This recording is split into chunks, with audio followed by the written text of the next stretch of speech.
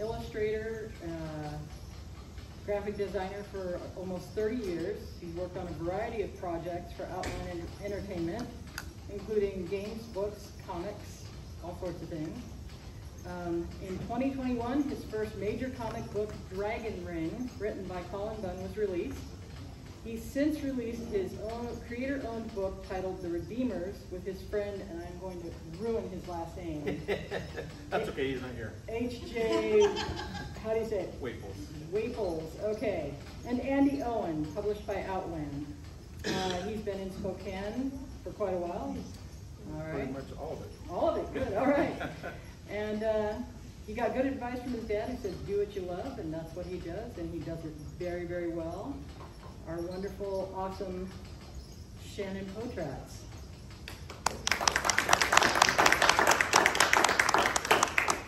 Well, thank you for having me. I'm not really an author, I'm an artist, but I have worked with authors, obviously, on a variety of projects, like MJ said. I picked up a pencil about 4 years old. My dad was, did a lot of charcoal pencil drawing, and I thought, that's the coolest thing in the world. So I thought, I want to do that too. So I started picking up a pencil and started drawing about 4 years old. Never dropped it. And then a movie came out in 1977 called Star Wars, and that kind of cemented my desire to create.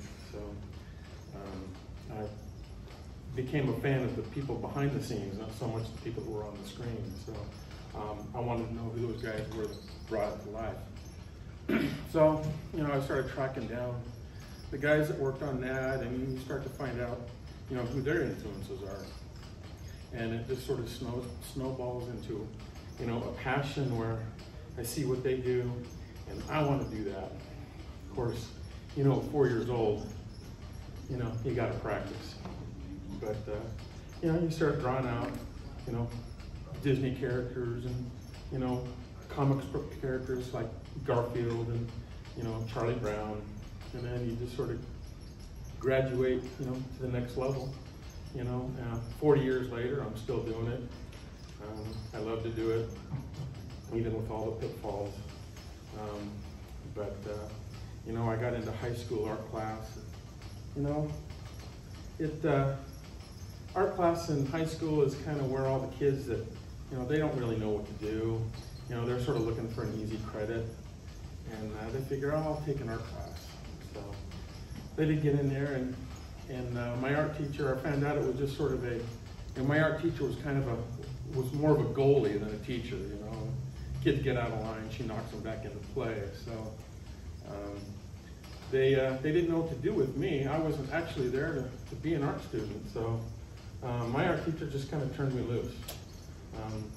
So art class in high school was fun, but I didn't really learn a lot until I got into college. I went to Spokane Falls Community College in 91. I graduated in 91. And then went into Spokane Falls Community College the following fall. And at the time, it was a pretty outstanding program. A lot of drawing, a lot of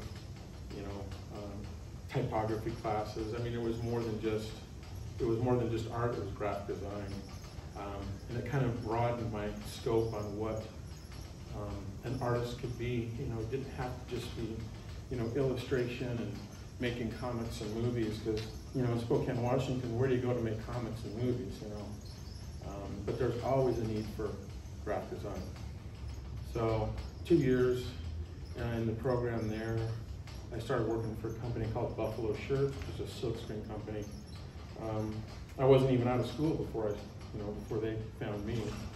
So I started working there, worked there for about 5 years, fell in with a really good group of artists. And then of course that broadened my scope again.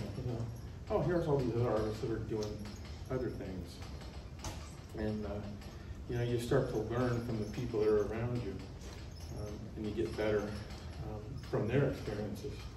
So that led to publishing. After I left Buffalo. I went to a company called Lot Printing. I was there for about 2 years. I hated it.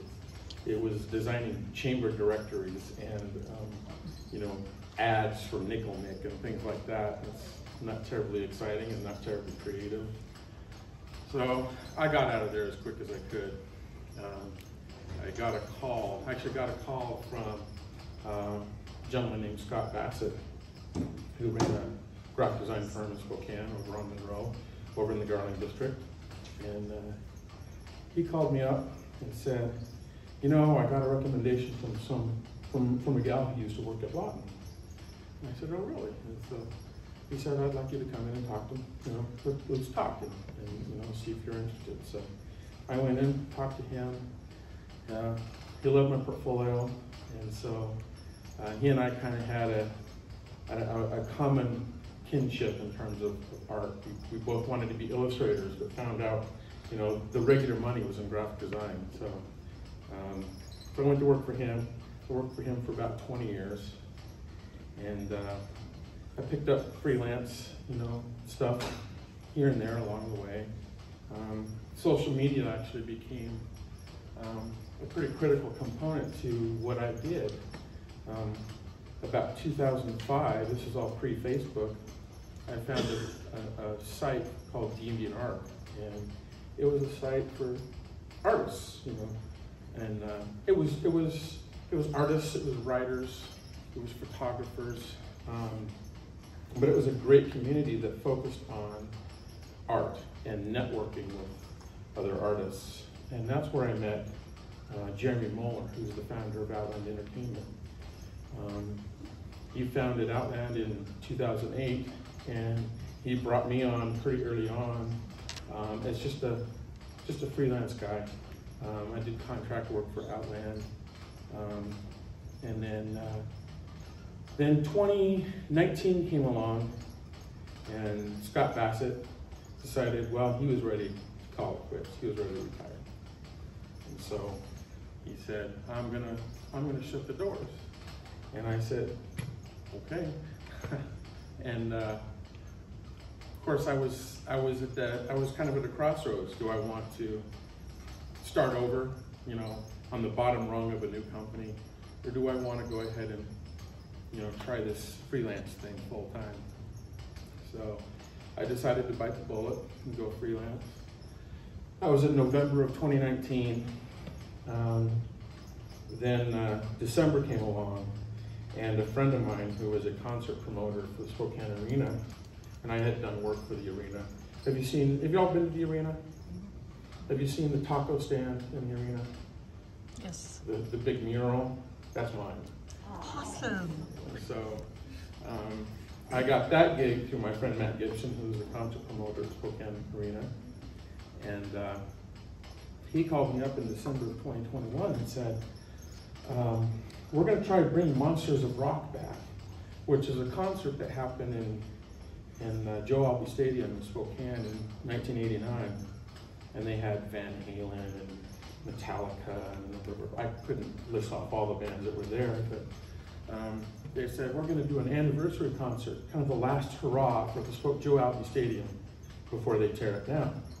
And I said, okay, that's great. He says, I want you to do the art. I'm like, oh, very cool. So I jumped right on that, designed the main kind of promotional design with the big King Kong guy playing a guitar, you know, and he showed it to Eddie Van Halen, who was kind of one of the guys on board for this. And Van Halen loved it. He thought, oh, that's great, that's perfect. So we were all set to go, and then COVID hit, and that shut down everything. So that killed the whole Monsters of Rock thing. So I was bummed about that. And then, of course, I'm also starting out a new career in freelance, a new direction in my career. And I thought, what am I going to do? COVID's happening. People are losing their jobs. Everything's shutting down. What am I going to do? I'm starting out a new business, and in this climate. Turns out, it might have actually been a blessing, because suddenly everybody was working remotely, which became ideal for me. And I started getting calls. I think I got more calls during COVID than I ever got, prior to that. So, oh, maybe this freelance thing might actually work out. And Outland really kicked into gear too. And then that's when I got a call from Jeremy at Outland saying, I've got a writer named Cullen Bunn.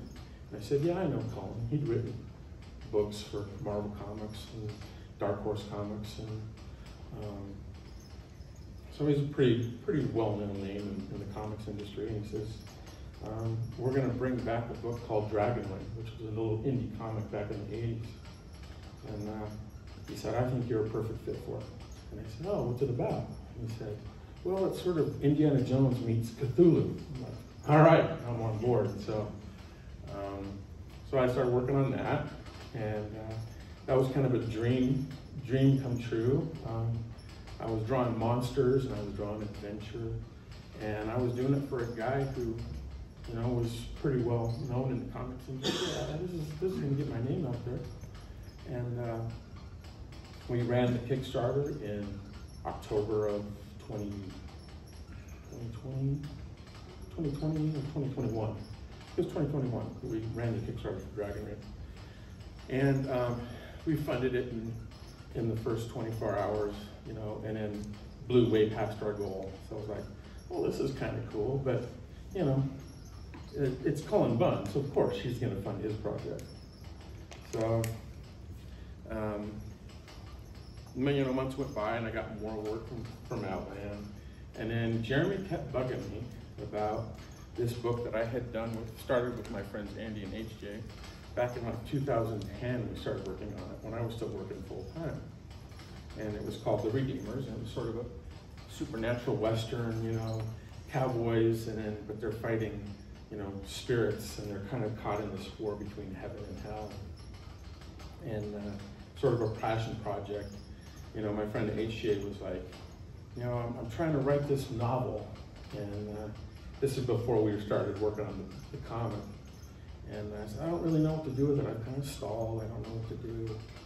And my friend Andy, who'd been inking comics for years, for probably 20 years, he and I were just looking for an excuse to work on something together.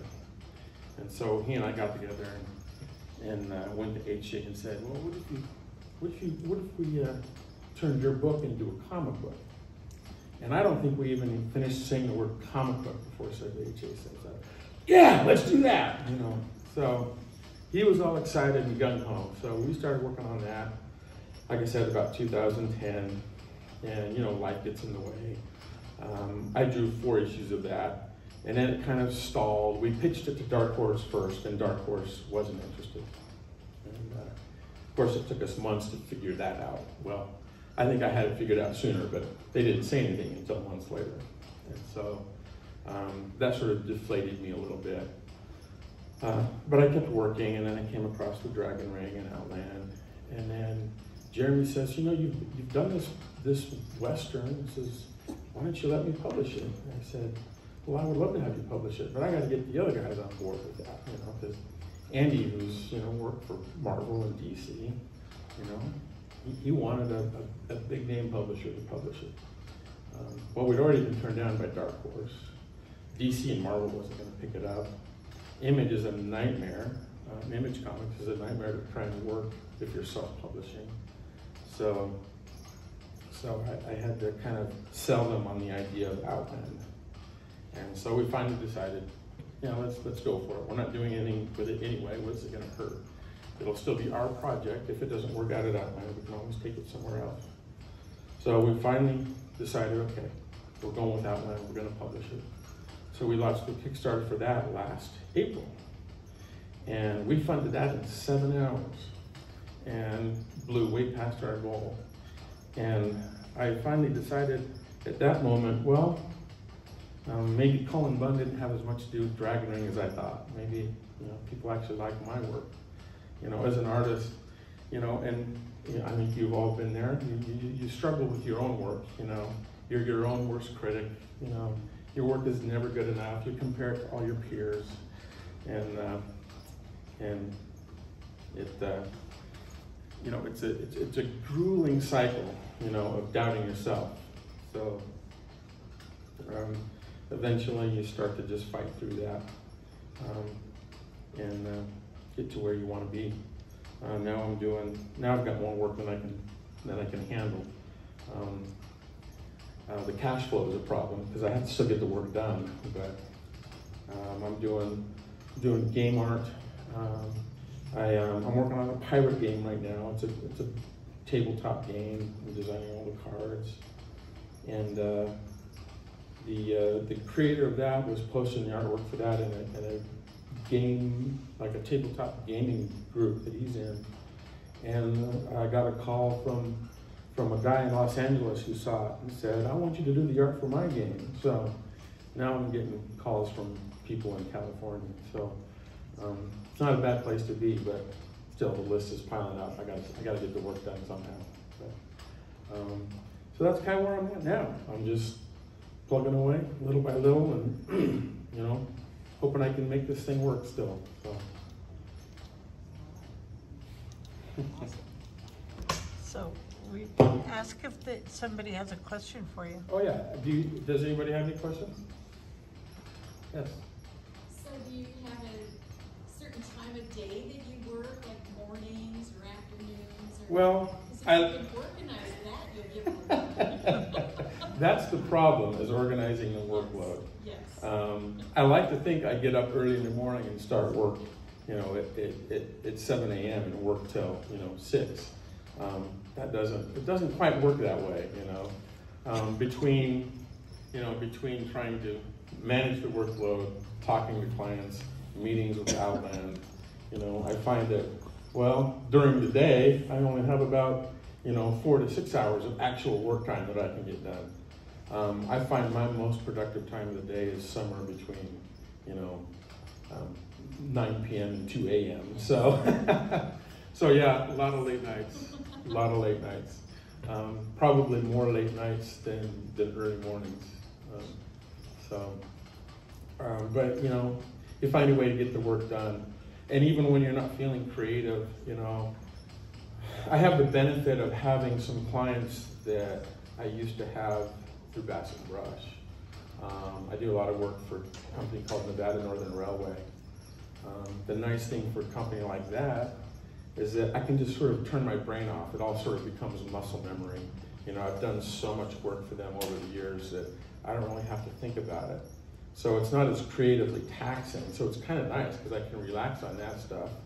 It's fairly easy. It's fairly easy money because I can just knock that out in a few hours. Whereas the stuff like this, I'm putting more time into the art than I'm actually getting paid for, and that's my own perfection that hinders me there. I'm fighting the urge to make it perfect, but I also have a production timeline, that doesn't allow it to be perfect. So I have to. Sometimes it's like I have to pick my battles. I can't fight with this one panel on page 3. I need to decide. Okay, that panel is good enough. I'll save all my creative energy for the money shot. The big 2-page spread or something like that. So it's a lot of picking and choosing. When it's good enough and when it's perfect. Of course, it's never perfect.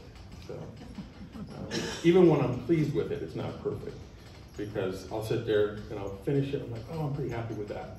And then I start zeroing in on the things I can pick apart about it. So it's better when I'm slammed and don't have time to think about it because, I can't sit there and pick it apart because I got this other thing I got to do too. So, yeah.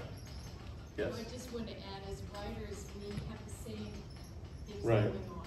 Yeah. Trying to figure out when to do it and how many times to prove it. And Right. Yeah. How many times to change that word. Exactly. The fun thing about working with writers for me is that writers push me out of my comfort zones. They'll put stuff in the script and I'm like, I don't want to draw that, but that's part of the story. I have to draw that. This pirate game is a perfect example. I've never drawn pirate ships before. I love pirates. I love pirate movies. but I've never actually drawn pirate ships before. When you start looking at all the little details on a ship, you start to realize, I don't want to draw all that either. Sure, it looks cool. I don't want to draw all that. But again, the work's got to get done, so you push yourself to do it. The pirate stuff is going really well. I'm really proud of it. And the creator he says, this is beyond anything I ever imagined. So that's always good to hear when you're working with the guy who made it. And he said, this is even better than what I had in my head. And that's pretty rewarding. Even if it's not perfect, that's a rewarding thing to hear. I was on a panel with Cullen Bunn at Planet Comic Con in 2021, and he mentioned about how when he's writing a script and he's writing a character description, he's got this whole picture in his head of what it is, and then he hands it over to me, and I bring something completely unique and completely different from what he was imagining, but he realized it's even better, So that's fun when you can work with a writer, and it's collaborative. They're not so rigid in their visualization that I can't bring something of my own to it. So then it's not just his, now it's ours, and that's a lot of fun. That's a lot of fun. Any other questions? Did that answer your question? Oh, sure. I was just wondering, because I figured it was pretty much like writers. Right, yeah. Because I have to be real strict when I'm working on a book or something that certain hours, but I do a big break in the middle. Okay. Because it's hard to be creative for any length of time. Absolutely. Really 6 hours, that's amazing.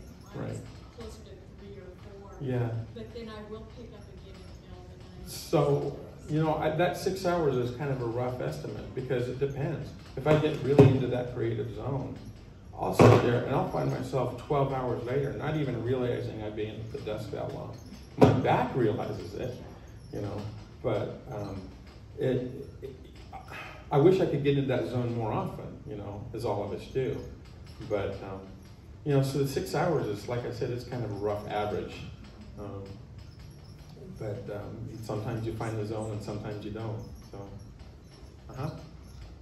Okay, so all of us book nerds, self-publishers, want to know what makes a great book cover, in your opinion?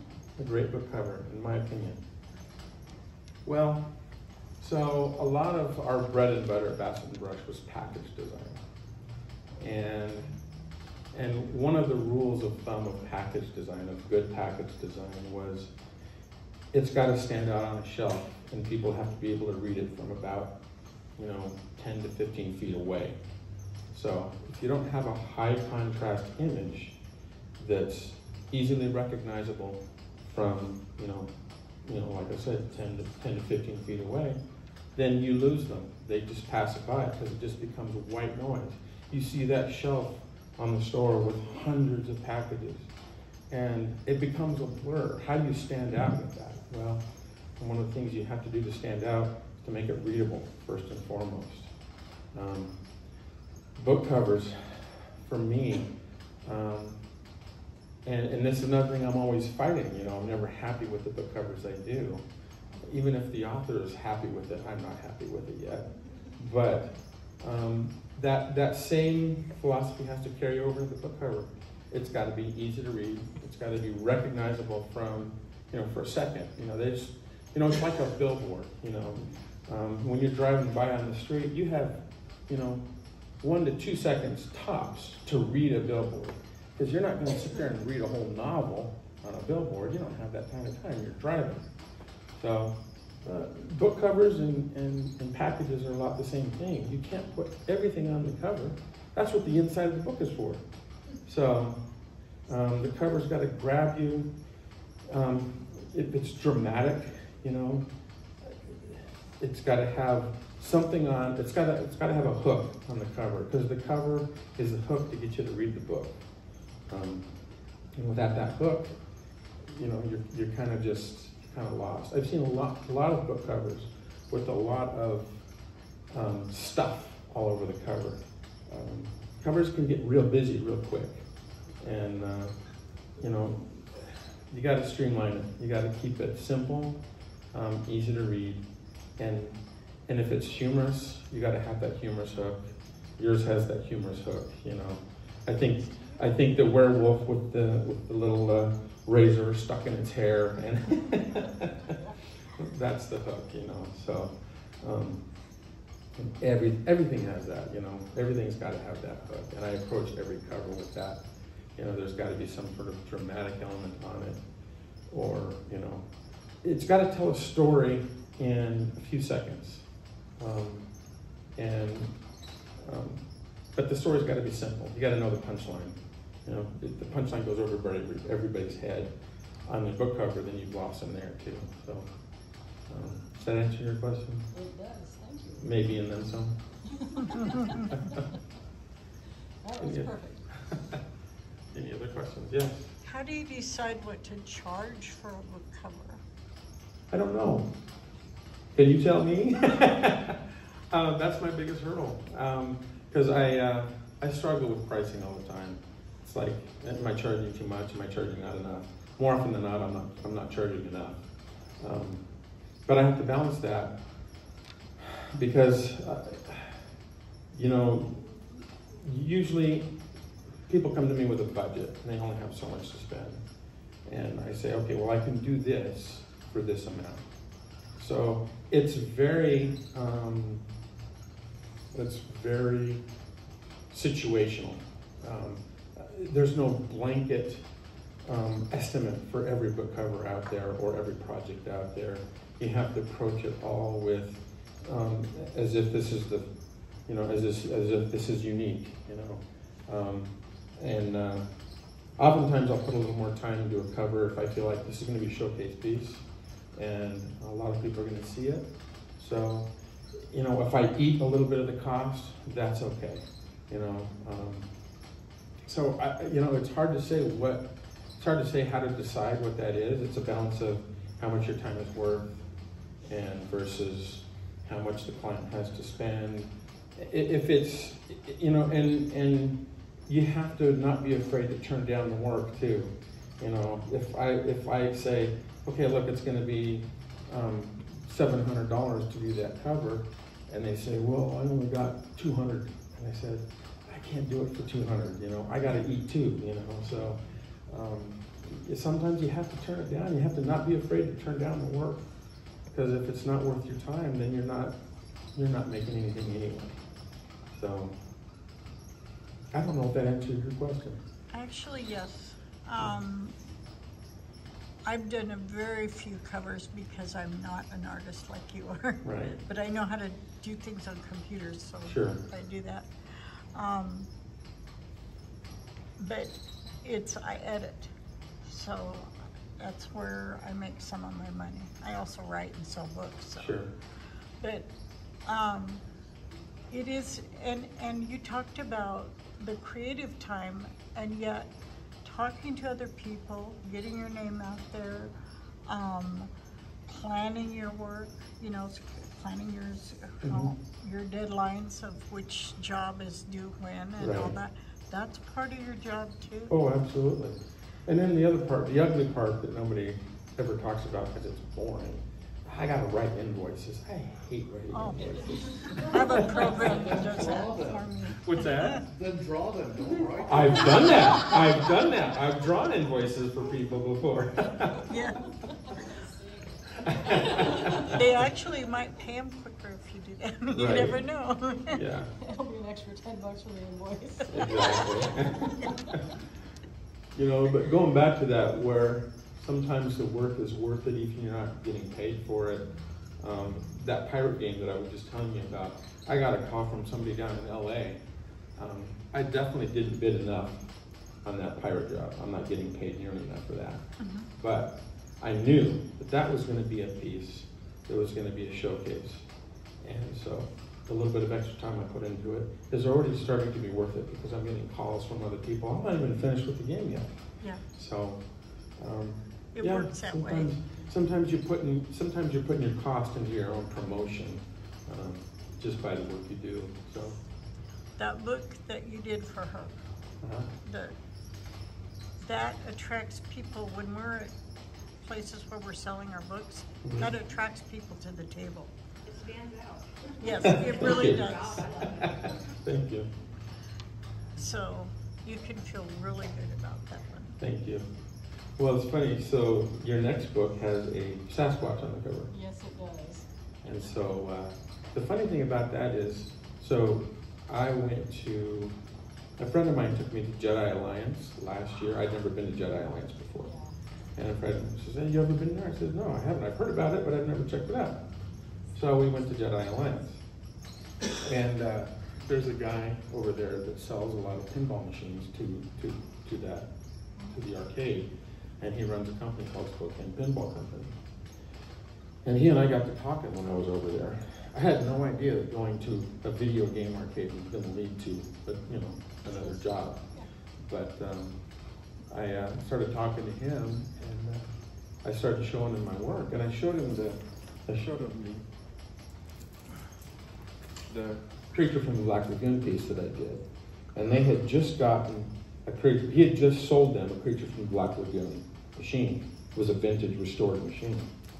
And I showed him that, and he said, that's perfect.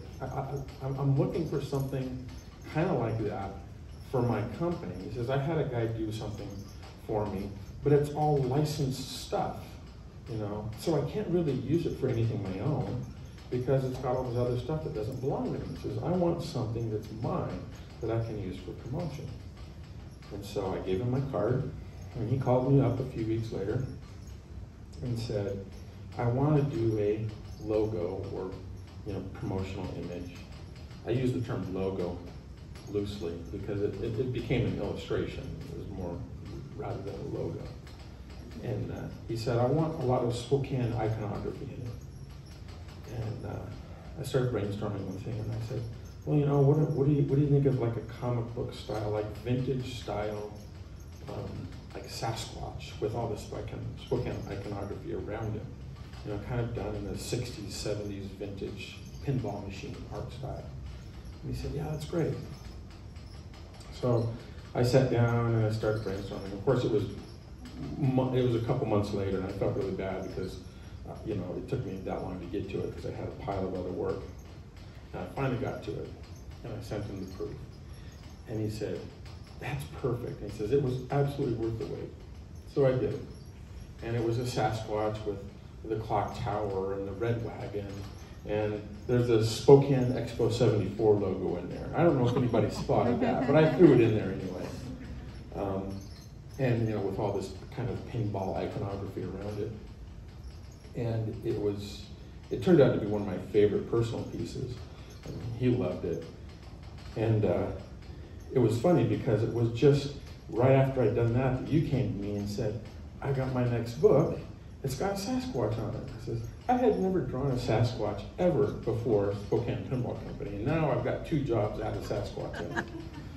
So we did your next book cover. And it's you're releasing it today, right? I am.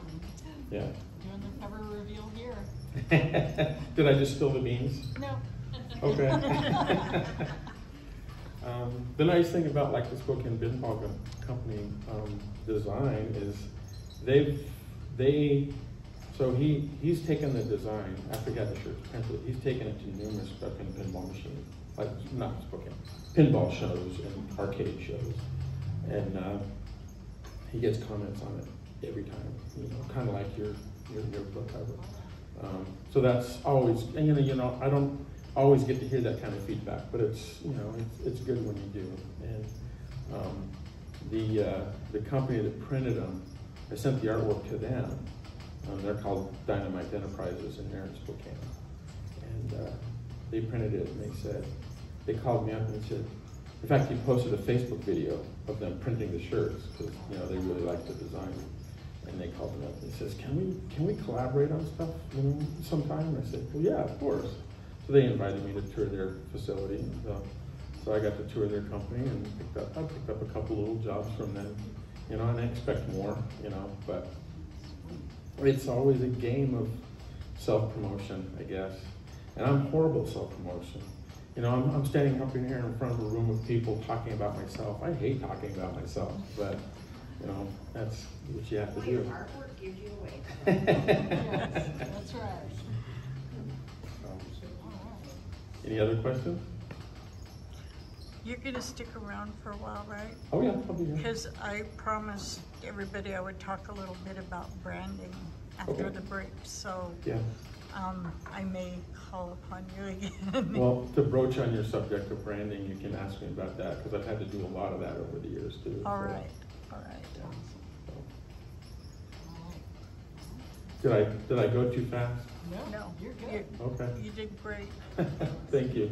And what I think we'll do now is, yes, is let Marilee do her cover reveal, and then we'll do a break. And they could come and talk to you one-on-one.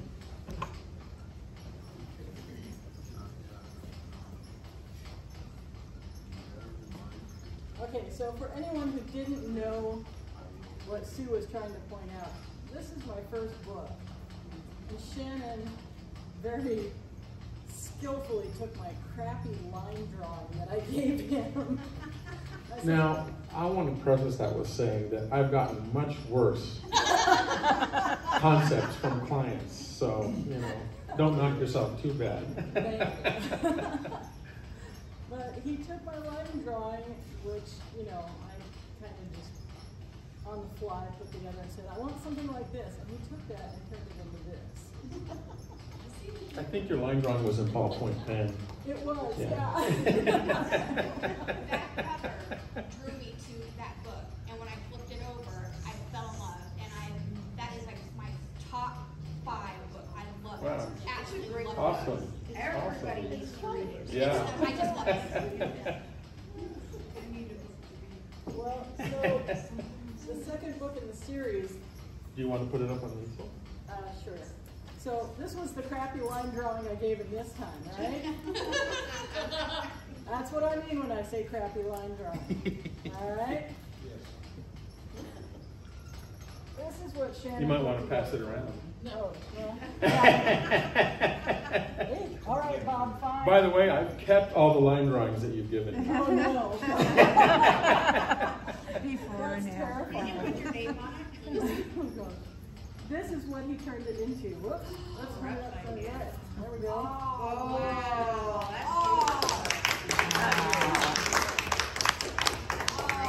Oh, wait, now, I gotta move the My camera. go-to guy here.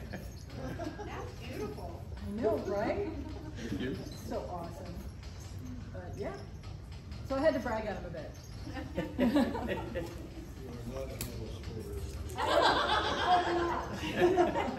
That's what I have him for. Oh, I forgot that she had pink toenails. Oh yeah, the pink toenails. That sells it. Yeah. All right. And the squad. I know he's got the squad on there. I'm so excited. So when does the actual book come out? We're working on it. Okay, all right. Probably in the next couple, 2-3 weeks now. Yeah. Yeah, it's close. Yeah. I'm doing my final read through on my computer out yeah. loud in the middle of the night so I don't wake anybody up. Right. The worst feeling is when you do that final read through and then you submit it and then you do the final read through and realize, oh, Yes. I missed that, you know? Yes. Yeah. I gotta tell you a story too. 5 years later, I was looking through one of my books in the series that I'm writing, and I find a sentence that I never finished the end of the sentence. And nobody caught it. So years ago, this has probably been about 7 years ago, I designed a calendar for Oxark. Oxark, you've probably seen Yeah, the I stuff know. all over Spokane. Yeah. Have you seen the big truck with the great big gas tank on the side of it? Yeah. That's mine. Well, I designed a calendar for them, spiral bound. They produced, I think, 2,000 of these calendars, and we sent it out, and we approved it. The client approved it. The client signed off on it, and it went out, and we got the final print, and they realized there was an extra day in like May or something, which threw off the rest of the calendar. So we're like, what do we do? So they were all spiral bound you know, notebook style. And we spent, the whole team at Baskin Brush spent the next week clipping all of the spiral boundings off, got the revised pages to insert them back in. So for years, we were still finding little clippings, spiral bound clippings all over the office. It was a mess, it was a disaster for 2,000 calendars. So, oh my gosh. Yeah, proofing is important. Yes, yes. What's that meme on Facebook? I'm never a better editor until after I hit submit. My other favorite one is, there's never enough time to do it right, but there's always enough time to do it over. Yeah. So, True enough. Yeah. Boy. All right. Well, Yes. thank Great you. time. thank you. Yes, thanks, Shannon, Awesome. very much.